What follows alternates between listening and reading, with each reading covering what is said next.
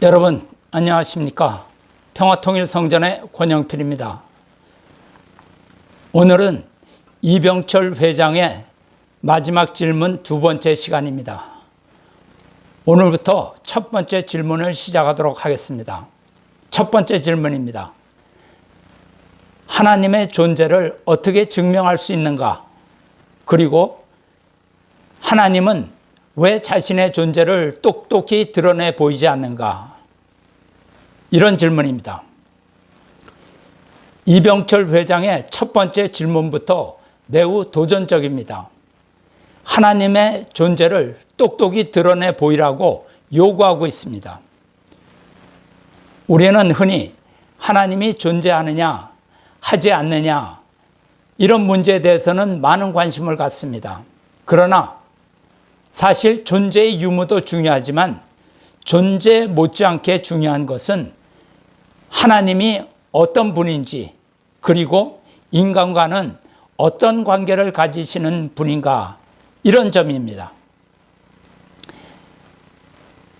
하나님이 존재한다고 해도 인간과 아무 관계가 없는 분이라면 그 하나님의 존재의 의무는 우리가 신경 쓸 필요가 없는 것이죠.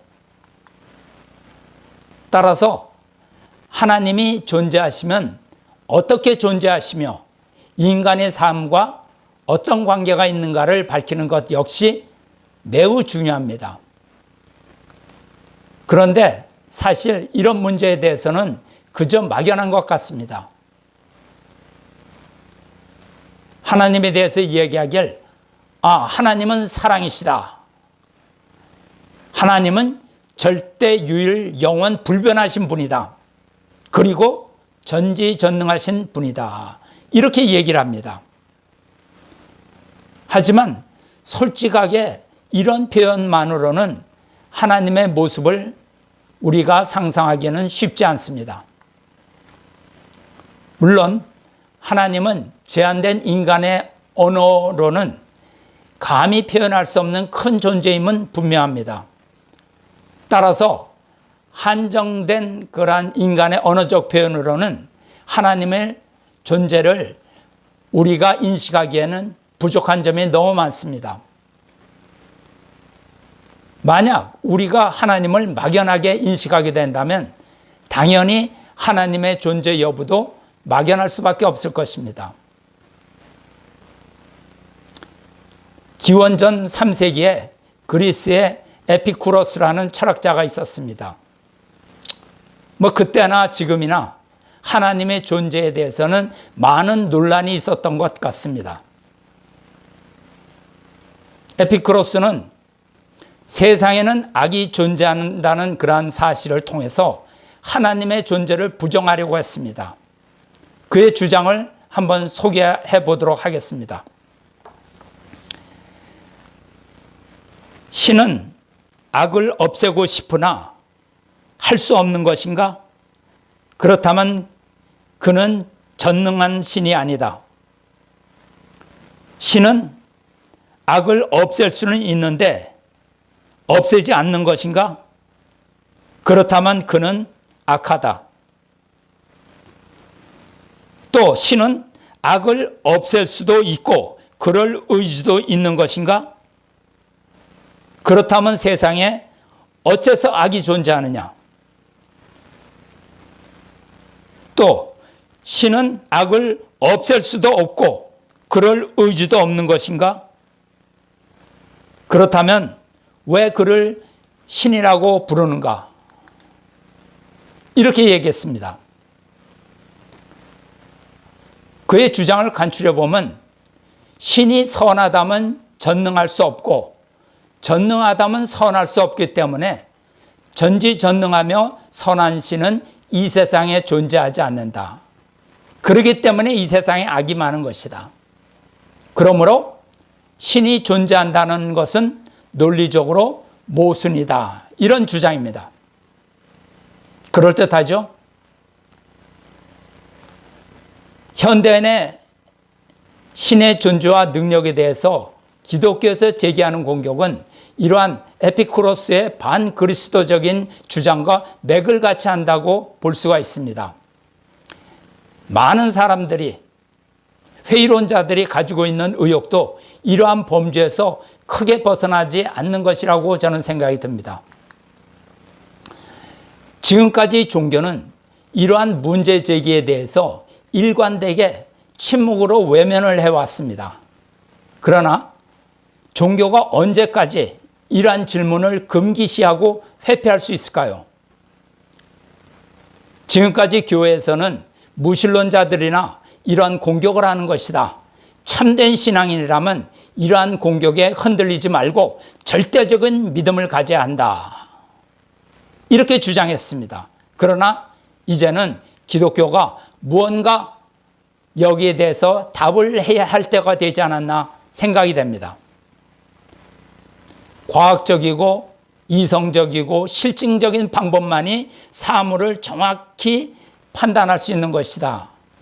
이렇게 교육받은 현대인들의 영적인 성장을 위해서라도 교회는 구태의연한 사고에서 탈피해야 합니다. 따라서 이러한 문제를 제기하는 것 자체가 종교나 하나님에 대한 공격이 될 수가 없습니다. 서로 교회가 제시하는 신의 존재와 섭리에 대한 설명이 충분치 않다고 하더라도 나름대로 함께 고민하고 함께 모색하고 함께 동용하려는 그러한 의지를 갖는 것이 교회 밖의 사람들에게 솔직하고 믿음이 가는 모습을 볼 수 있을 것이라고 저는 생각이 드네요.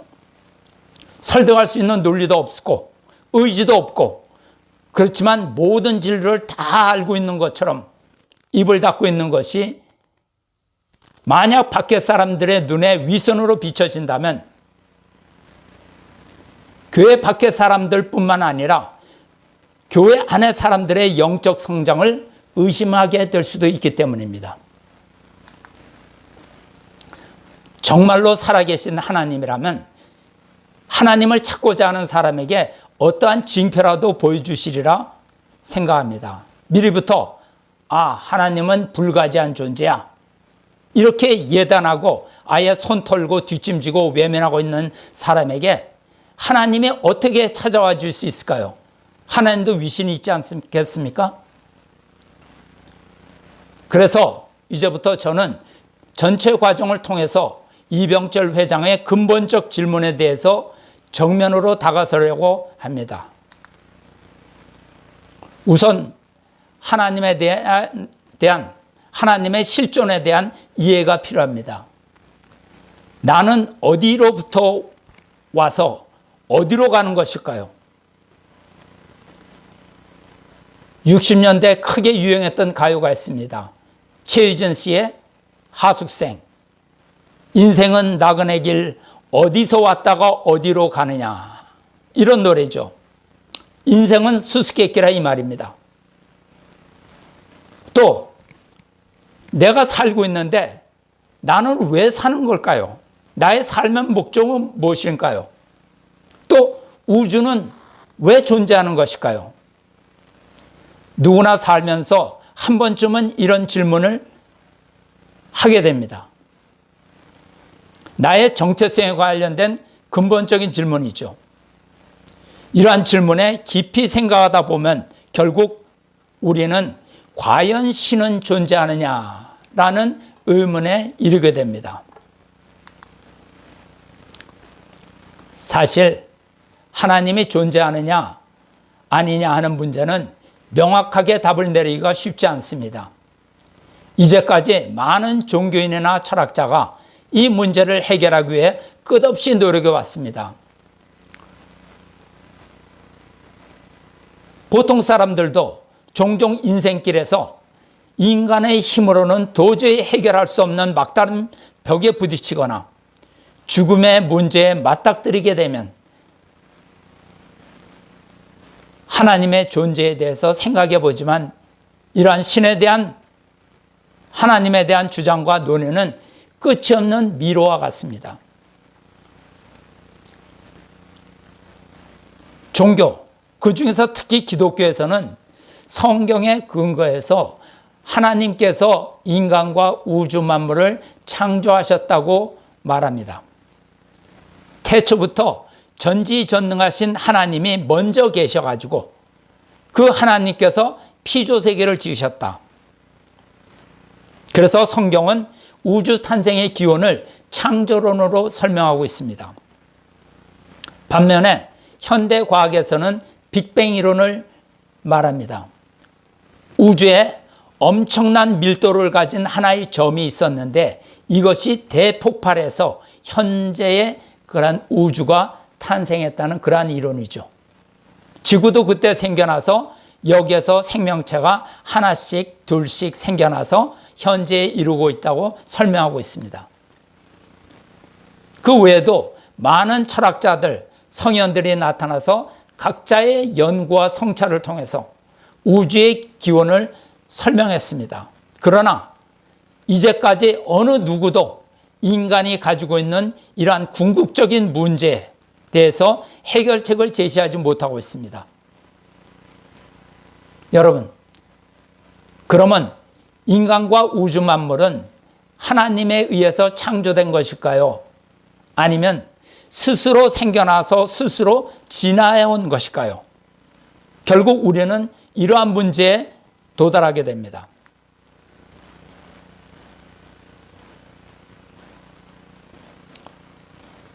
한번 우주의 근원에 대해서 생각해 보기로 하죠. 먼저 우리 인간을 들여다볼 필요가 있습니다. 인간은 결과적 존재이지 원인적 존재가 아닙니다. 내가 이 세상에 살고 있는데 나의 계획에 의해서 나의 의지에서 내가 이 세상에 존재된 것이 아니라는 것이죠.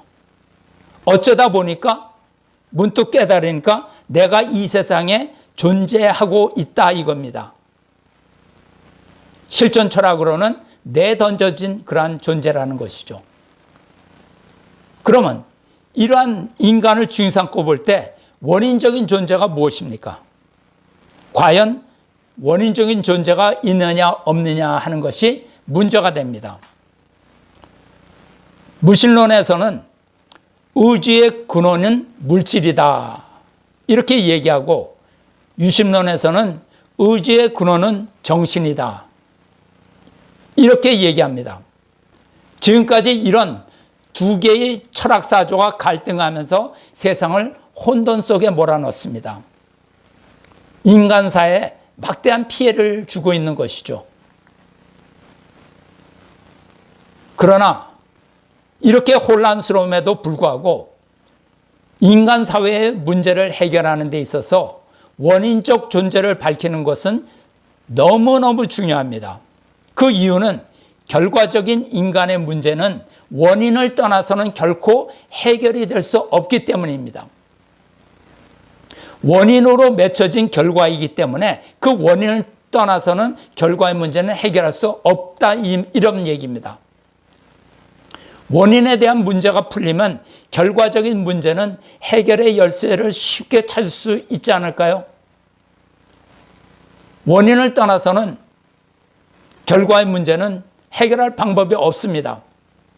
결국 하나님이 존재하느냐 아니냐의 문제에 우리는 도달하게 되는 것이죠. 여러분, 하나님이 존재할까요? 한번 생각해 보기로 하죠. 하나님이 있는데 없다고 하면 큰 문제입니다.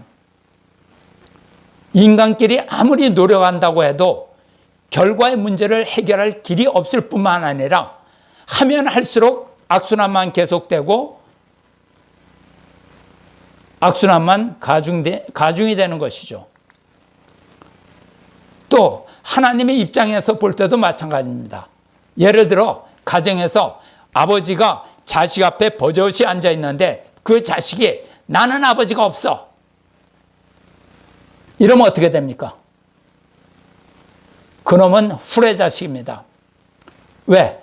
부자의 관계가 파탄나는 것입니다. 이것은 불효 중에 불효죠. 부모로서 다른 모든 불효는 용서가 될지라도 이것은 용서가 되지 않는 것입니다. 관계를 부정하기 때문입니다. 또 다른 한면으로 하나님이 없는데 하나님이 있다 하고 섬긴다면 이것 또한 웃깁니다. 이러면 우상 숭배하는 것보다 더 나쁜 것이죠. 왜? 우상은 형태라도 갖추고 있죠. 그러나 하나님은 형태도 없습니다. 그런 아무것도 없는 하나님을 섬긴다는 것 자체가 우상 숭배보다 더 나쁘다고 할 수가 있습니다. 그렇기 때문에 하나님의 존재를 밝히는 것은 중요한 문제입니다. 있는 것을 없다 해도 큰일이요, 없는 것을 있다 해도 큰일입니다. 따라서 우리는 판단을 잘해야 됩니다. 맹신자가 무엇이냐? 무조건 무를 유로 믿는 사람을 말합니다. 그런 면에서 볼 때 기독교인은 맹신자인가? 저는 맹신자라고 생각하지 않습니다. 왜냐? 하나님의 실존을 실제로 깨달았기 때문입니다. 예를 들어 보겠습니다. 우리가 부모님을 어떻게 인정할 수 있는가요? 나의 부모. 나는 나의 부모가 나를 출산하는 순간을 나는 기억할 수 없습니다. 그렇죠? 누구나 마찬가지입니다. 그런데 어떻게 우리가 부모를 알 수 있습니까? 세 가지 방법이 있습니다. 첫째가 뭐냐면 부모가 나를 조건 없이 사랑하고 길러주시기 때문입니다. 부모로부터 무조건적인 큰 사랑을 우리는 받는 것을 알기 때문입니다. 그렇기 때문에 부모로 모시는 거죠. 둘째, 문서의 방법이 있습니다. 우리가 주민센터에 가서 가족관계 증명서를 보면 부모 자식 간의 혈통관계를 우리는 증명할 수가 있습니다. 가족관계 증명서가 부모 자녀의 관계를 증명해 주는 것이죠. 부모가 나를 출산하는 순간을 나는 볼 수 없었지만 문서를 통해서 증명이 됩니다. 마찬가지로 성경이 하나님과 인간의 관계를 문서로서 증명하고 있는 것입니다. 무신론자나 회의론자들이 수천 년 동안 성경 말씀은 허구다 하고 이것을 부정하려고 성경 말씀이 틀렸다는 것을 증명하려고 노력을 했지만 그 누구도 성공하지 못했습니다. 성경에는 우주와 인간 창조의 방법과 과정을 설명하고 있습니다. 그리고 세 번째의 방법이 또 있습니다. 우리 사회에서 혈통의 관계를 밝히는 유전자 검사가 있습니다. DNA 검사죠. 부모의 유전자와 자녀의 유전자가 인과관계가 있느냐, 이것을 밝히는 것입니다. 혈통의 인과관계입니다. 그리고 형제 자매의 유전자 검사를 통해서 같은 부모의 자녀임이 증명될 수 있습니다. 마찬가지로 우주 만물의 존재의 방식과 내성을 보면 우리는 우주의 존재와 생존에는 일관성이 있음을 우리는 발견할 수가 있습니다. 우주 만물, 그 누구도 부정할 수 없는 존재의 법칙이 자리 잡고 있습니다. 즉 각자의 적응이나 우연에 의해서가 아니라 하나의 원인으로부터 유래된 존재의 법칙입니다. 즉 만물과 인간의 생성과 존재와 소멸의 과정에는 일정한 원칙이 있고 보편성이 있음을 과학을 통해서 증명이 되고 있습니다. 이것을 누구도 부정할 수 없습니다. 우주 만물은 무원칙적으로 자기가 알아서 우연히 존재하게 된 것이 아니죠. 우주 만물은 철저한 법칙 하에 존재하고 운행이 되는 것입니다. 이 사실은 인과관계를 설명하고 있는 것입니다. 증명하고 있는 것입니다. 인간을 포함한 모든 존재물에는 공통적인 생성, 존재, 소멸의 법칙이 있다는 것을, 즉 이것은 보이지 않는 손에 의해서 인간과 모든 존재물이 존재하고 운행이 된다는 것을 분명히 보여주고 있습니다. 성경 로마서 1장 20절에 이렇게 쓰여 있습니다. 창세로부터 그의 보이지 아니하는 것들 곧 그의 영원하신 능력과 신성이 그가 만드신 만물에 분명히 보여 알려졌나니 그러므로 그들이 핑계치 못할지니라. 여러분이 잘 아시는 성구죠? 여러분, 여기에서 핑계치 못할지니라의 말씀에 유의해야 합니다. 이는 경고의 말씀입니다. 분명히 보여줬는데 나중에 헛소리를 해도 내가 인정을 하지 않겠다는 말씀이 아닌가요? 하나님께서 성경을 보면 하나님의 경고를 무시한 사람들에게 그 사람들이 자신이 선택한 결과에 대해서는 반드시 스스로 책임을 져야 했습니다. 지금 제가 말씀드린 이 세 가지 방법, 우리가 사랑을 느끼고 성경을 통해서 그 다음에 우주 만물의 존재의 법칙에 의해서 우리는 이 세상에 원인자가 있다는 것을 우리는 알 수 있습니다. 눈에 보이지 않는다고 해서 존재하는 것이 아니라 결과물의 어떠한 일어난 이러한 사건을 통해서 우리는 원인자를 짐작할 수 있는 것입니다. 하나님은 분명히 다 가르쳐 주셨습니다. 그리고 핑계를 대지 말라고 경고하셨습니다. 위의 세 가지를 통해서 원인적인 존재, 즉 하나님이 존재하심을 우리는 부정할 수 없습니다. 맹목적인 부정은 무지를 드러내는 것입니다.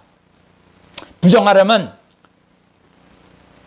앞에 제시한 세 가지를 부정할 수 있어야 합니다. 이런 이유에서 하나님을 믿는 것은 맹신이 될 수가 없습니다.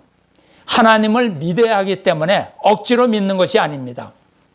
진리의 말씀을 깨달아서 또 혹은 기도로 혹은 체험으로 또는 직관을 통해서 하나님의 임재와 사랑과 능력을 깨달았기 때문입니다. 고아는 부모의 사랑을 알 수가 없습니다. 왜? 부모의 사랑을 체험해 보지도 못했고 부모와 자식의 관계를 증명하는 문서도 없습니다. 그러나 그렇다고 해서 그에게 부모가 원래부터 없었던 것은 아니죠. 다만 누군지 모를 뿐입니다. 현대인은 부모를 잃어버린 고아와 같은 그런 입장에 있는 것입니다.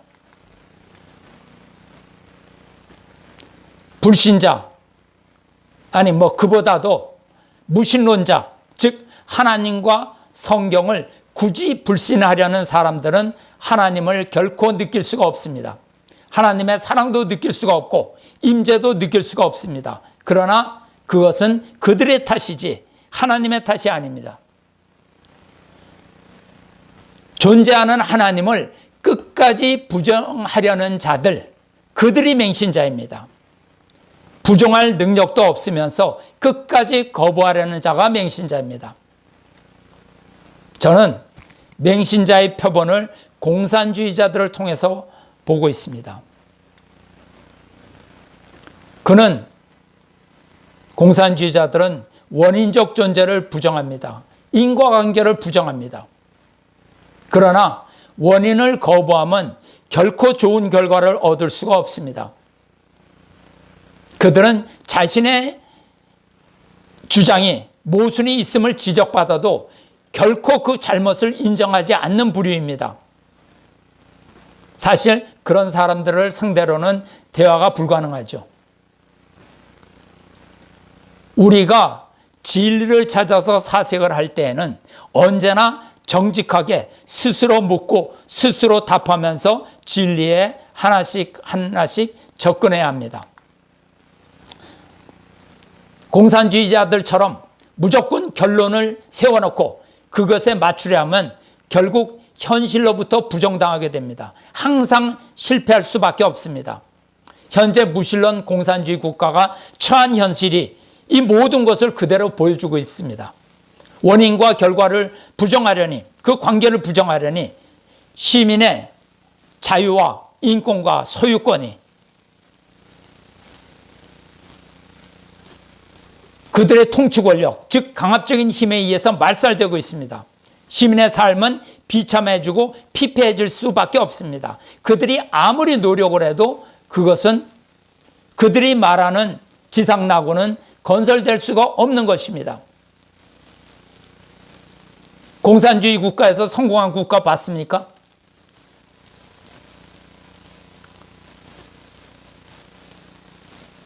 공산주의 국가의 시민들의 삶은 비참합니다.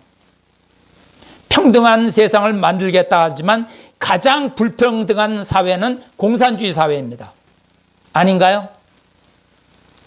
무신론 좌파 회의론자들은 이 사실을 직시해야 하는 것입니다.